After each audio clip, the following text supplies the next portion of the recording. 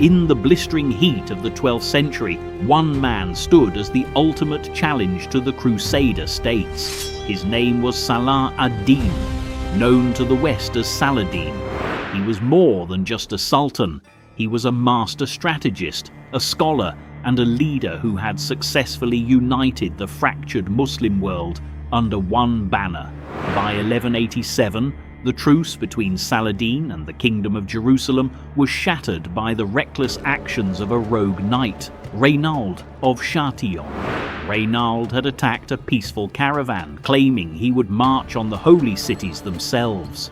Saladin's response was swift. "I shall rid the land of these oppressors." He gathered an immense army of 30,000 men, including his elite Mamluk cavalry and a sea of disciplined archers, all converging on the Sea of Galilee.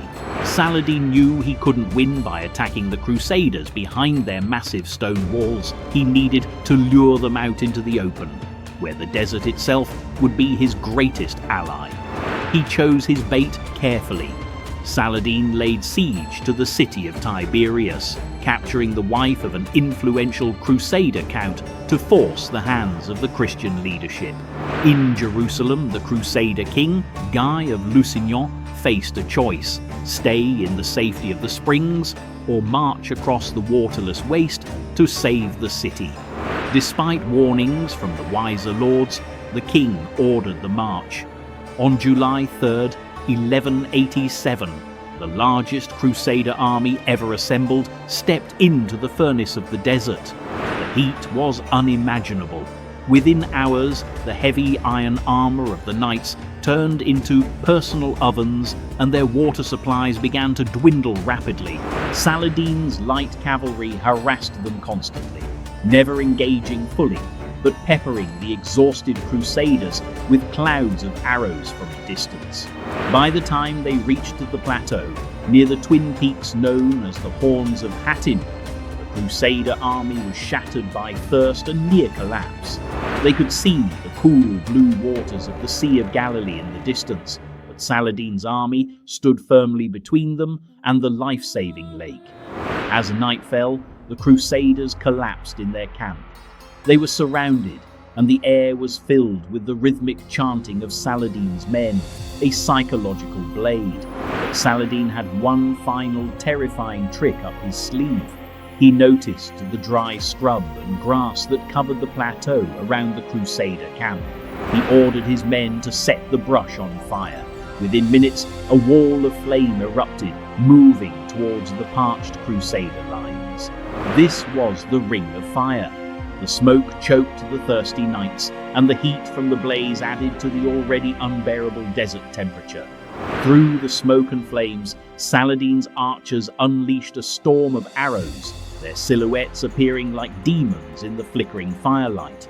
The Crusaders were trapped between the fire and the sword. Panic set in.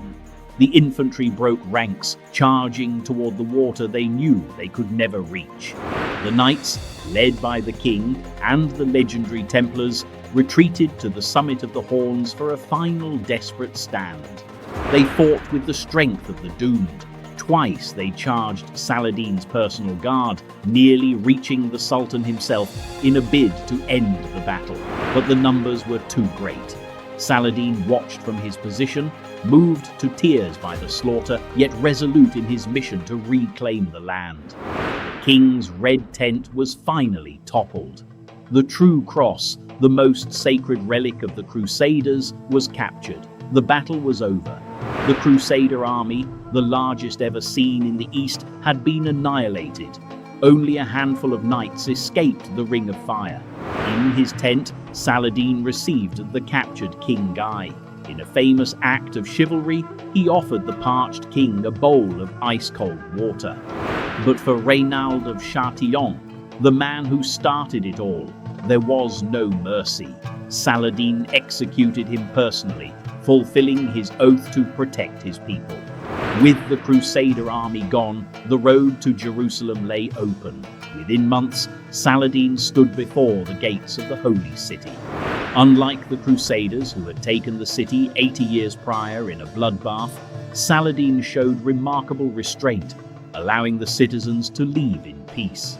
The Battle of Hattin and the Ring of Fire changed the world. It ended the Crusader occupation of the interior and reshaped the map of the Middle East forever.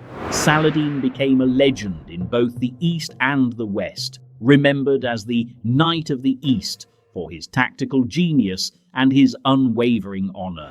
His strategy at Hattin remains one of the most brilliant uses of terrain and psychology in military history. The day the desert itself fought for a sultan.